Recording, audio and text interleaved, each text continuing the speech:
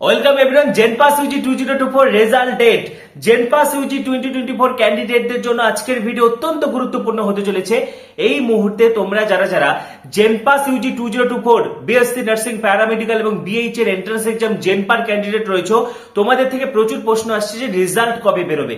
তো রেজাল্ট কবে বেরোতে চলেছে, পাশাপাশি কাট অফ নিয়ে কিন্তু আমি ডিটেলসে বলে দিয়েছি। আমি আমার আগের ভিডিওতে সিট ম্যাট্রিক্স, কাট আপ, ঠিক আছে, কোন কোন গভর্নমেন্ট কলেজ পড়ানো হয় BSc nursing, paramedical, BH A, পাশাপাশি কাট আপ কিরকম হতে পারে, ঠিক আছে, পাশাপাশি medical fit certificate, domicile certificate, যাবতীয় তথ্য কিন্তু আলোচনা করে দিয়েছি। যারা আগের ভিডিওগুলো মিস করেছো, এই ভিডিও শেষে এন্ড স্ক্রিনে অথবা আমাদের চ্যানেলের প্লে লিস্ট ভিজিট করলেও কিন্তু পেয়ে যাবে, ঠিক আছে।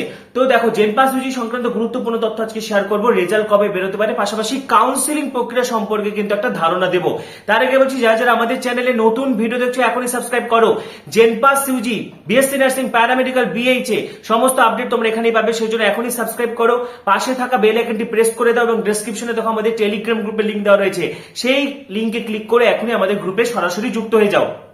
তো তোমাদের একটা প্রশ্ন যে জেনপাসের রেজাল্ট কবে বেরোবে, দেখো ইতিমধ্যে তোমাদের মডেল আনসার কি বেরিয়ে গেছে, ওএমআর রেকর্ড রেসপন্স বেরিয়ে গেছে, ঠিক আছে। তোমরা সকলেই মডেল আনসার কিন্তু তো আমরা সকলেই চ্যালেঞ্জ করেছি, এবং ওএমআর রেসপন্স যাদের ওএমআর ঠিকঠাক ছিল না তোমরাও চ্যালেঞ্জ করেছো।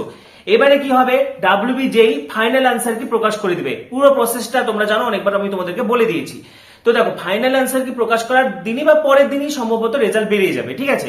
তো রেজাল্ট যেটা বেরোতে পারে আগস্টের কিন্তু প্রথম সপ্তাহ, আগস্টের 10 তারিখের মধ্যে কিন্তু তোমাদের রেজাল্ট বেরোতে পারে। 10 তারিখে আশেপাশে ধরে রাখো, সেটা 12-13 হতে পারে বা 10 তারিখ ধরে রাখো। আগস্ট মাসের 10 থেকে 15 তারিখের মধ্যে কিন্তু তোমাদের রেজাল্ট বেরিয়ে যাচ্ছে জেনপাস ইউজির, এবং জেনপাস ইউজির রেজাল্ট বেরোনোর পরেই কিন্তু কাউন্সিলিং এর একটা তোড়জোড় কিন্তু শুরু হয়ে যাবে। তো প্রথমেই তোমাদের একটা প্রশ্ন থাকে যে বিএসসি নার্সিং, প্যারামেডিক্যাল এবং বিএইচ এর জন্য কি আলাদা আলাদা কাউন্সিলিং হবে।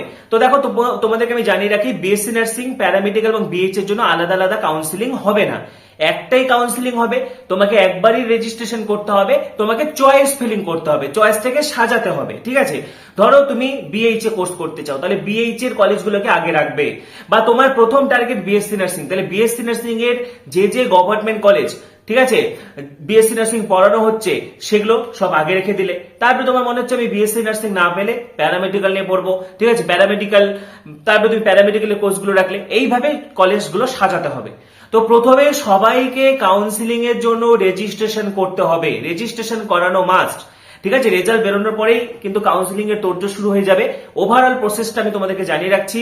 প্রথমে তোমাদের সবাইকে রেজিস্ট্রেশন করতে হবে, তারপরে যেটা করতে হবে চয়েস ফিলিং। চয়েস ফিলিং অত্যন্ত ভাইটাল জিনিস, এই ব্যাপারে টাইম টু টাইম আমি তোমাদেরকে পরে বলে দিব। এখন শুধু জেনে রাখো, কলেজ সাজাতে হবে। তুমি বিএসসি নার্সিং করতে চাও, নাকি প্যারামেডিক্যাল করতে চাও, ছেলেরা যেরকম গভর্নমেন্টে তোমরা প্যারামেডিক্যাল করতে পারবে, মেয়েরাও পারবে। ছেলেদের তো আর গভর্নমেন্টে বিএসসি নার্সিং হবে না। তোমরা প্রথমে প্যারামেডিক্যালের কলেজগুলো রাখলে, প্যারামেডিক্যাল আমাদের best course obviously BMLT, BMLT যেখানে যেখানে পড়ানো হচ্ছে, COPA HS, college of paramedical and allied health, এখানে পড়ানো হচ্ছে, যেটা জেএনএম হসপিটাল, ঠিক আছে, স্কুল অফ ট্রপিক্যাল মেডিসিনে পড়ানো হচ্ছে।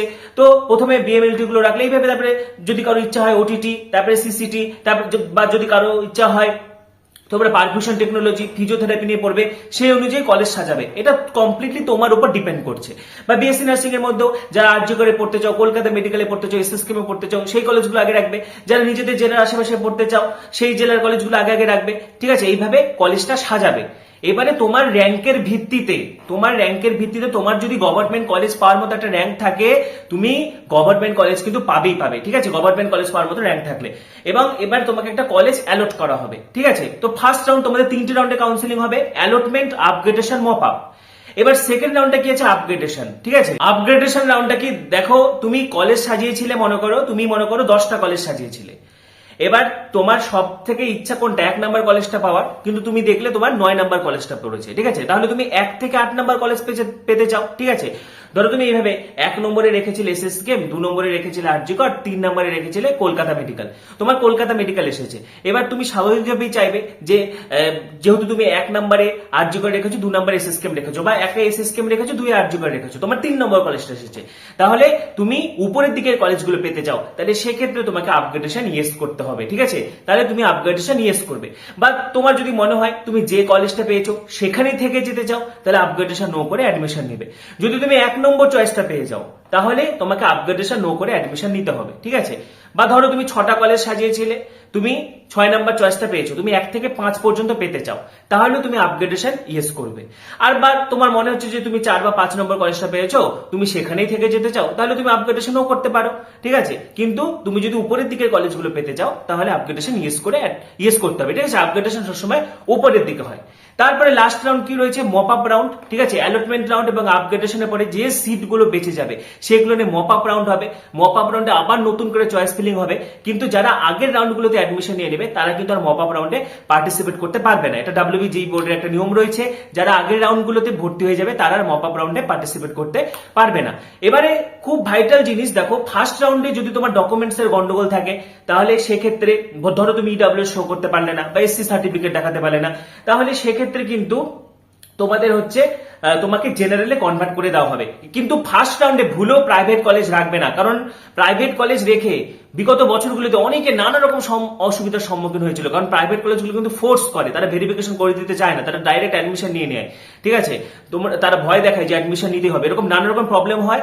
তো যাদের গভর্নমেন্ট কলেজ পাওয়ার মতো র্যাঙ্ক রয়েছে, তোমরা ভুলেও চয়েস ফিলিং এ কোনো প্রাইভেট কলেজ কিন্তু রাখবে না। তো ওভারঅল এই 3টি রাউন্ডে কিন্তু তোমাদের কাউন্সিলিং হবে WBJEE বোর্ডের আন্ডারে, অ্যালটমেন্ট, আপগ্রেডেশন, মপ আপ। তারপর আরেকটা রাউন্ড হয় স্পট কাউন্সিলিং, যেটা বিগত বছরে হাইকোর্টে কেসের কারণে হয়নি। তো আরেকটা রাউন্ড হয় যেটা হচ্ছে স্পট কাউন্সিলিং, এখানে কিন্তু অনেক বেশি র্যাঙ্কও সুযোগ পাওয়া যায়। এগুলো ব্যাপারে টাইম টু টাইম আমি তোমাদেরকে বলে দেবো। তো ওভারঅল এইভাবে কিন্তু তোমাদের কাউন্সিলিং প্রক্রিয়াটা চলবে। একটা ওভারঅল ধারণা তোমাদেরকে আমি দিয়ে গেলাম, ঠিক আছে। এবং রেজাল্ট কিন্তু তোমাদের আগস্টের 10 তারিখের মধ্যে বেরিয়ে যাবে। 10-এর আশেপাশে ধরে রাখো টেন্টেটিভ ডেট, তোমাদের রেজাল্ট কিন্তু বেরোচ্ছে। OMR রেসপন্স ইতিমধ্যে প্রকাশিত হয়ে গেছে, খুব তাড়াতাড়ি ফাইনাল আনসার কি বেরিয়ে যাবে, এবং ফাইনাল আনসার কি বেরিয়ে যাওয়া মানে কিন্তু রেজাল্ট বেরিয়ে যাওয়া, ঠিক আছে। সুতরাং অযথা টেনশন করবে না, যার যা স্কোর হোক কাউন্সিলিং এ অবশ্যই অ্যাটেন্ড করবে, কাউন্সিলিং এ অবশ্যই পার্টিসিপেট করবে। এবং দেখো, প্রথমে অনেকে অনেক রকম স্কোর বলছিল, কিন্তু মডেল আনসার কি বলো বা OMR রেকর্ড রেসপন্স বেরোনোর পর অনেকেরই কিন্তু তোমার মার্কস কমে গেছে, ঠিক আছে। সুতরাং কাট আপ নিয়ে অযথা ভাববে না, র্যাঙ্ক কার্ডটা প্রকাশ হোক, তারপরে কাট আপ সম্পর্কে কিন্তু আরো অনেক স্পষ্ট ধারণা তৈরি হবে, ঠিক আছে। তোমাদের আরো কিছু জানার থাকলে কমেন্টে অবশ্যই জানাবে। পাশাপাশি ডেসক্রিপশনে দেখো আমাদের টেলিগ্রাম গ্রুপের লিংক দেওয়া রয়েছে, সেই লিংকে ক্লিক করে গ্রুপে যুক্ত হয়ে যাও।